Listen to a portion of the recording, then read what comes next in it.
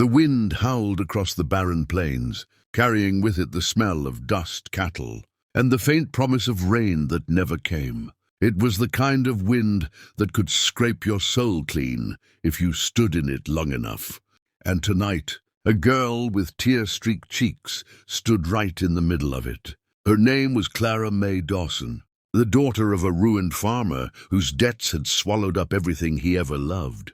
Her dress was torn, her hands calloused, and her eyes, her eyes still held the last flicker of fire that life hadn't managed to snuff out. Across from her, sitting tall on a chestnut stallion, was Colt Maddox, the rancher every woman in Dusty Creek whispered about. A man of few words, fewer smiles, and a heart said to be carved out of stone. He had the kind of jaw that made men flinch and women stare, and a reputation for buying what he wanted, land, horses, or silence. And tonight he had bought her.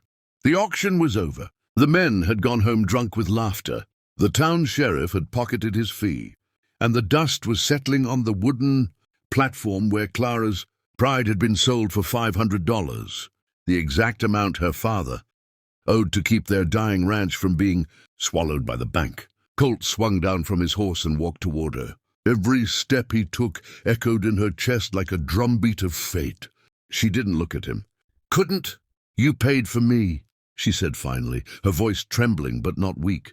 "Now do it." Her words cut through the night like a knife. Colt stopped in front of her, his boots scuffing the dirt. For a long moment he said nothing. The silence between them was heavy enough to crush the stars. Then his voice, deep, rough, and steady, rolled out like distant thunder. "You think that's what I paid for, sweetheart?" She lifted her chin, fire flashing in her eyes. "That's what men buy women for, ain't it? I've heard enough in town to know how this goes. You got your money's worth, Mr. Maddox, so go on, do it." Colt stared at her. The firelight from the saloon danced across his face, carving his features into something between anger and pity. "You're a fool if you think I'd lay a hand on you like that," he said. "I paid your debt, not your dignity." Her lip quivered, but she held her ground. "Then why buy me at all?" Colt's jaw tightened. "Because I ain't the kind of man who lets a girl be thrown to the wolves. And that's what would have happened if I hadn't stepped in." Clara's shoulders shook. She'd been standing tall for too long, fighting too hard. And now the weight of humiliation, fear, and disbelief pressed down until her knees gave out. Colt caught her before she hit the dirt, his hands rough but careful, like a man who knew how to handle fragile things without breaking them. "Easy now," he muttered. "You've been through enough for one day." She tried to pull away, but he didn't let go. Instead, he guided her toward his horse.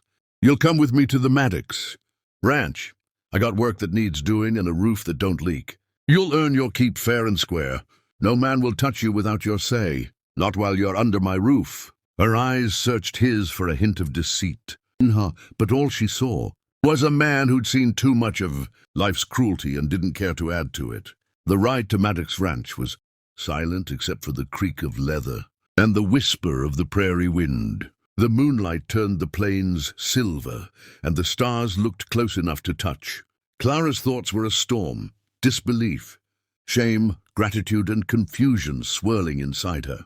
She wanted to hate him for buying her, for making her feel powerless. But part of her, the part that still dreamed when she shouldn't, whispered that maybe, just maybe, this was the start of something she didn't understand yet. By the time they reached the ranch, dawn was creeping over the horizon. The Maddox Ranch sprawled across miles of golden land, fences, barns, and horses that gleamed like bronze statues in the morning sun. It was beautiful, untamed, and lonely, just like the man who owned it. Colt helped her down and motioned toward a small cabin near the barn. "You can sleep there," he said. "You'll find clothes inside. My ma kept them for the hands that come and go." Clara hesitated. "Why are you being kind to me?" He met her gaze for a long, quiet moment. "Because someone should have been a long time ago." Then he turned and walked away, leaving her standing in the doorway with tears burning behind her eyes. But the days that followed were slow but steady.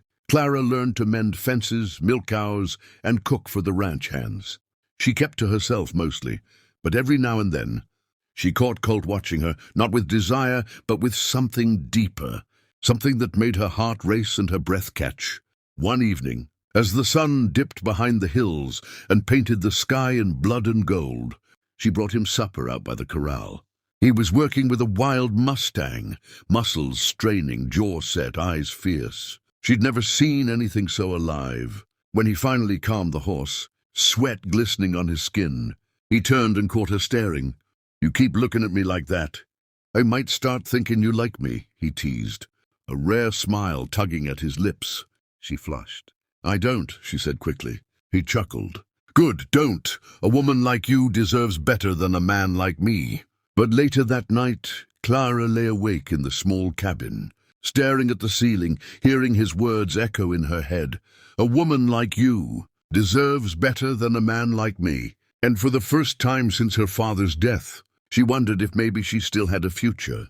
But weeks passed. Dust storms came and went. Life at Maddox Ranch settled into rhythm, the kind of hard, honest work that mends broken souls one sunrise at a time. Then one evening, trouble came riding out of the hills. A group of men, drunk, mean, and laughing, rode into the yard. Just as the sun disappeared, Clara recognized them instantly, the same men who'd bid on her at the auction. "Well, looky here," their leader drawled. "The pretty farm girl's still breathing. Heard you got yourself a savior, darlin'. But tell me, has he earned his money yet?" Clara froze, her heart hammering in her chest. Colt stepped out of the barn, his hand resting on the revolver at his hip. His eyes were cold steel. "You boys are trespassing," he said evenly. "Best ride out before the night gets darker." The leader sneered. "We just came for what's ours. Ain't that right, sweetheart? You were up for sale, and some of us still got money to spend." Before she could speak, Colt drew his gun and fired a single shot, not at them, but into the ground between their horses. The sound cracked the air like thunder. "I paid for her freedom," he said, voice like gravel and fire, "and I'll damn well protect it with my life." The men stared at him, weighing their chances. Then one by one, they turned their horses and rode off into the dusk, cursing under their breath. When the dust settled, Clara was shaking. Colt holstered his gun and looked at her. "You all right?" She nodded, tears streaming silently down her face. "Why do you keep saving me?" she whispered. He stepped closer, his voice low, almost tender. "Because I can't stand seeing someone fight alone when they deserve to be loved." Her heart stopped. For a moment, all the noise of the world faded, the wind, the crickets, the rustling grass, and all that existed was him. That night, as the stars burned bright over the plains, Clara realized she wasn't just safe anymore. She was home, and Colt Maddox, the man who'd bought her freedom, had unknowingly bought his own salvation too. The morning after the gunfire, the ranch was quiet, too quiet. The air smelled of spent powder and dry grass. Clara sat on the porch steps, her hands wrapped around a cup of coffee gone cold, staring at the horizon as if answers might ride out of it. Inside the barn, Colt Maddox worked without a word. The rhythmic thud of his hammer against a loose horseshoe echoed through the stillness. But his thoughts weren't on the horse. They were on the girl. He'd seen fear before. He'd seen women broken by it. But Clara, she was different. Even when she trembled, her chin stayed high. She had the kind of courage that could shame a man who thought himself strong. And somehow that courage had gotten under his skin, burrowed deep where feelings didn't belong. When he stepped out of the barn, the sunlight caught her hair, loose and gold as prairie wheat. She looked up, startled, and for a moment neither of them spoke. "You didn't have to do that last night," she said softly. "Those men, they would have gone eventually." Colt leaned against the post, folding his arms. "No, they wouldn't have. Men like that don't leave until they're made to." Her eyes glistened. "You could have been killed." He shrugged. "Ain't the first time I've been close." There was something in his tone, a shadow that told her his life had known too much danger, too much loneliness. "Why?" she asked finally. "Why risk yourself for me? You don't even know me." Colt's gaze met hers, steady, unflinching. "Maybe I don't need to. Maybe I just know what it feels like to have nobody stand up for you." The words hit her harder than any bullet could. But that evening, thunder rumbled far off in the distance, promising a storm. Clara stood by the fence, watching the sky darken while the cattle grew restless. She'd been trying to stay busy and cooking, cleaning, pretending that last night hadn't shaken her to the core. But her heart wouldn't calm. Colt came up behind her, a lasso slung over his shoulder. "Storm's coming," he said. "We'll have to bring the herd in before nightfall." "I can help," she said immediately. He gave her a half smile. "You sure you can handle a horse in thunder?" "I've handled worse." He looked at her, really looked, then nodded. "All right, saddle up."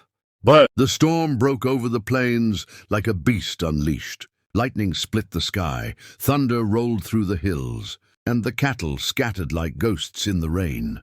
Colt rode hard, shouting commands over the wind. Clara followed close, soaked to the bone, but refusing to fall behind.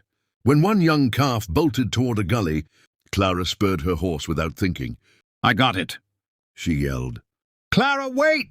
Colt's warning was lost in the storm. Her horse stumbled on the muddy slope, and before she could react, the ground gave way. She fell, a scream swallowed by thunder, straight into the rushing creek below. Colt was off his horse before it stopped moving. He slid down the embankment, mud splattering his face, and plunged into the water. The current was fierce, dragging her toward the rocks. He caught her by the arm, pulling with every ounce of strength he had. "Hold on, damn it!" he shouted. Her fingers clung to his sleeve, slippery with rain and blood.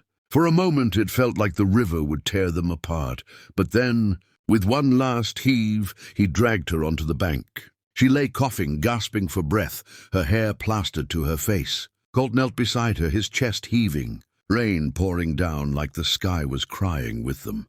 "Are you hurt?" he asked, voice raw. She shook her head weakly. You came after me?" He almost laughed, half anger, half relief.